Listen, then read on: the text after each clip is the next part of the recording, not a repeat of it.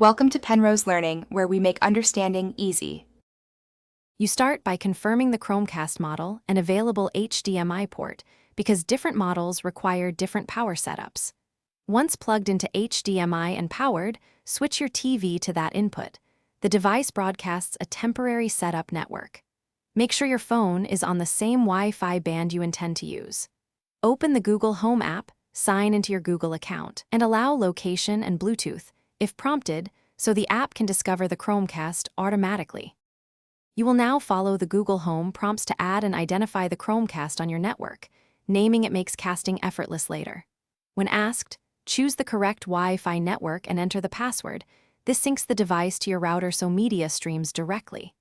If the app offers a firmware update, install it to ensure stability and security. Once connected, set room grouping and optional guest mode so other users can cast without signing into your account. You cast by opening any cast-enabled app, tapping the cast icon, and selecting your Chromecast. This streams content directly to the TV and frees your phone for other tasks.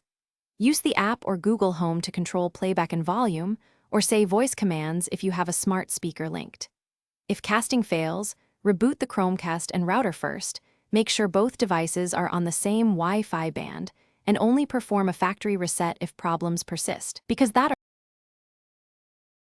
Thanks for watching. If this was helpful, leave a like and consider subscribing. See you next time.